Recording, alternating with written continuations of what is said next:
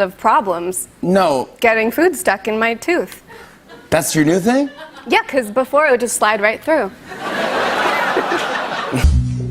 Sam Heughan, the Scottish actor beloved by millions for his portrayal of Jamie Fraser in Outlander, has always been seen as the embodiment of charm, strength, and mystery. A man who on screen carries the weight of a love story that transcends centuries with Claire Randall, played by Katrina Bath. But in real life, he has always remained discreet, guarding his private life from the ever-prying eyes of the press and his legions of fans, which only fueled endless curiosity about who might hold his heart. And for years speculation circled with wild intensity, with rumors attaching his name to co-stars, models, and even producers. But in early 2025, an announcement shook Hollywood and delighted fans around the world when Sam confirmed that he was not only in a relationship with Dakota Johnson, the talented and enigmatic actress best known to the mainstream for 50 Shades of Grey, but equally admired in independent film circles for her fearless choices and subtle artistry. And that not only had they been together for some time, but he had asked her to marry him, declaring openly that Dakota was the woman he wanted to share the rest of his life with, a revelation that left many wondering why, after years of secrecy, Sam had chosen her, and why now he was ready not just to love, but to declare his love so boldly. To answer that question, Sam himself recounted in interviews the long and emotional journey that had led him there, a journey that began with a fateful encounter in the summer of 2023 at a film event in Los Angeles, a night when he had been invited as a guest to promote a new action project, and Dakota had arrived as part of the ensemble cast of a critically acclaimed indie production. And though Sam confessed he had expected little more from the evening than polite conversation and perhaps an early departure, all of that changed when Dakota entered the room with a quiet grace, a smile both gentle and mysterious, and an aura that felt unlike anything he had known, an elegance that was not cold but inviting, and though surrounded by flashing cameras and eager guests, she seemed to radiate a calm authenticity that drew him at once. For Sam, who had grown accustomed to people treating him as the star of Outlander, it was almost startling that Dakota met him not with awe for his fame, but with a warmth and openness that made him feel safe even in their very first exchange. And Dakota herself admitted later that she was struck not by his celebrity, but by the genuine kindness he emanated. The way his presence was strong but never overbearing, protective yet never controlling, a combination that resonated deeply with her own yearning for stability. That night, what began as a brief conversation blossomed into hours of but as every love must, theirs faced its trials, for there is no relationship, however luminous, without challenges, and for Sam and Dakota, those challenges arose from both the demands of work and the relentless gaze of public opinion. For Sam's schedule remained dominated by the demanding filming of Outlander, as well as other film projects that drew him across continents, while Dakota continued to immerse herself in roles ranging from intimate art films to major blockbusters, and though their hearts were aligned, their time together was often painfully brief, divided by oceans and schedules that left them longing for each other across time zones, writing messages from trailers at dawn, whispering to one another over midnight phone calls, sustaining themselves on fragments of connection. The media, as always, hovered like a hawk, eager to spin stories of their distance into rumors of discord, and the couple, though wounded by the constant speculation, resolved to hold firm, to guard their love from distortion, believing that what was genuine between them could withstand the noise of the outside world. Sam often spoke of how those months tested not only their commitment, but their capacity for trust, for it is easy to believe in love when two people are together every day, but it is another matter entirely to believe when miles of land and sea separate you, when tabloids create false narratives, when whispers creep into your quietest thoughts. And yet, even through these trials, they endured, because their bond had been built not on illusion, but on the truth of those first conversations. The hours spent seeing and being seen in ways that transcended glamour. For Sam, what made Dakota different, what made him certain she was the woman he wanted to marry, was not simply her beauty or her fame, but her courage and her contradictions, the way she could be at once elegant and mischievous, vulnerable and strong, playful in private, yet deeply thoughtful in her art, and above all, the way she met him not as a star but as a man, offering him not the shallow adoration of celebrity, but the steady warmth of partnership.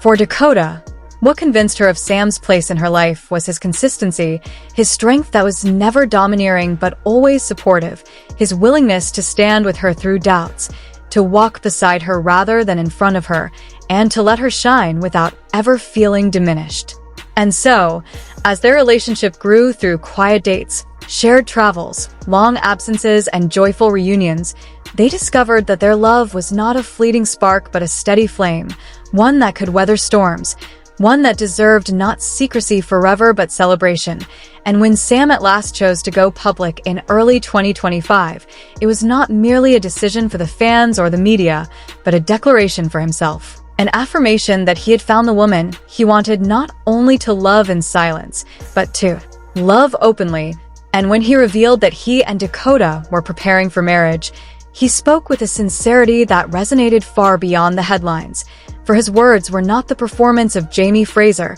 but the truth of Sam Heughan, a man who, after years of guarding his heart, had finally found the courage and the certainty to share it. And so the story of Sam and Dakota is not merely one of chance meetings and glamorous headlines, but a testament to patience, resilience, and the quiet, enduring strength of a love that grew in silence, was tested by distance, and now, with full hearts. Materialist. Take a look.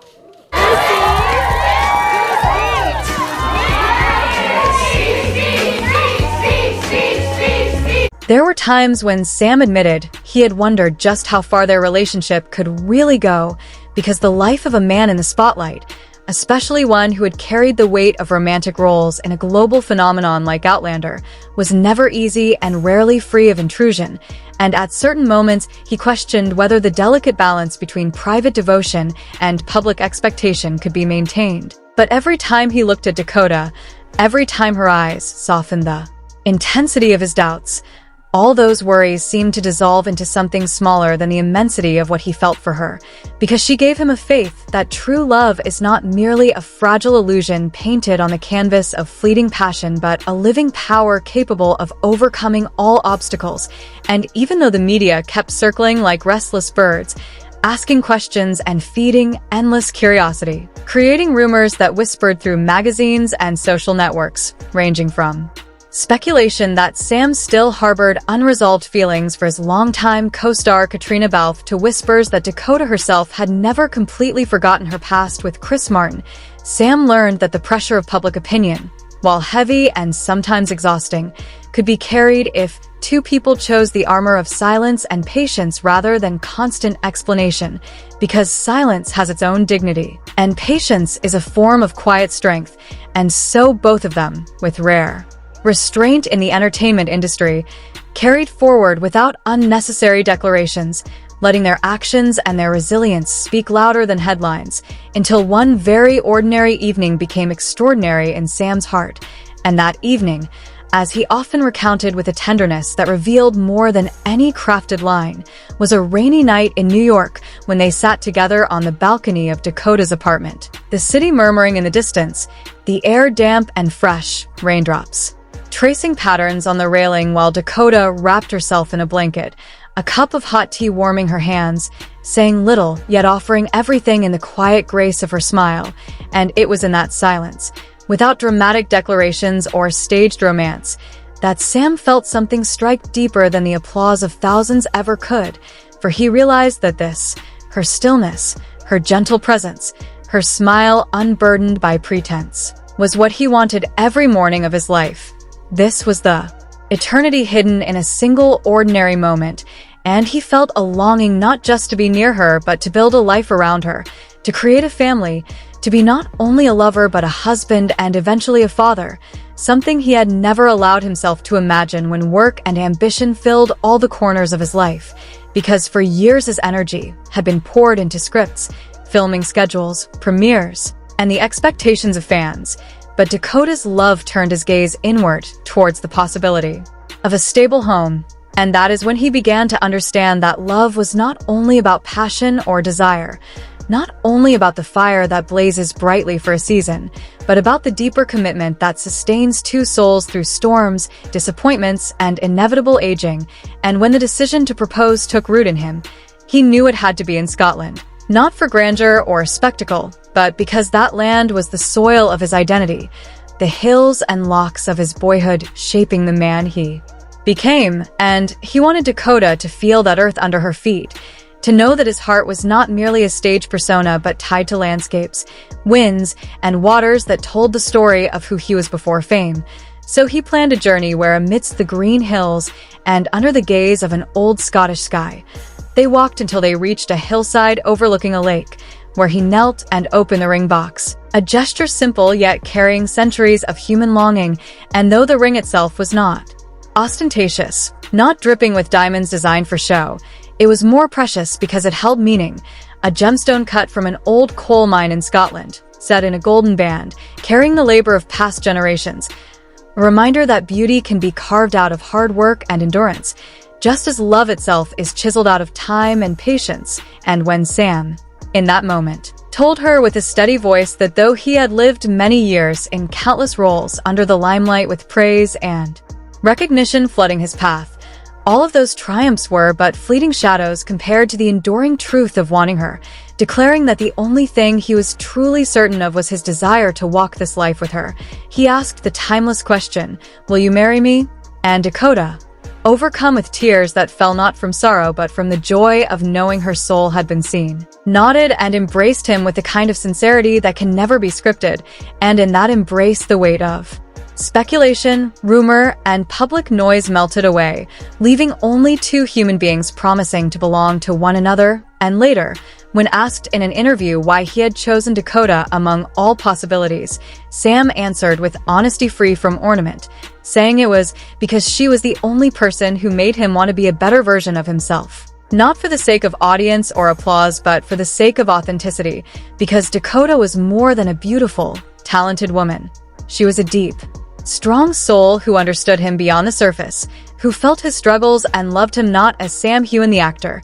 not as the Outlander star wrapped in global fascination, but as a man with ordinary hopes, wounds, and vulnerabilities, and in a world where he had for years been expected to live within the framework of public fantasy, Dakota gave him the rare gift of being able to give all that up, to rest, to exist simply as himself, and in that space she became his home, a concept far more sacred than any role, and together they began to dream of the future, not in terms of lavish banquets or glittering receptions, but in the quiet desire for an intimate wedding in Scotland, close to the land where Sam was born, surrounded not by a crowd of strangers, but by family and close friends whose presence mattered more than noise or spectacle, because, as Dakota herself expressed, what truly counts is not the scale of celebration but the presence of those one loves. And so they planned not grandeur but meaning, and Sam also revealed that after the wedding, both intended to pause certain projects, stepping back from the relentless pace of their industry, to dedicate themselves first to one another, to savor the stillness of early marriage, to allow their bond to deepen before stepping forward again into new challenges of career and family life, for they understood that while fame may call loudly, it is love, nurtured in ordinary moments, that sustains the soul, and there's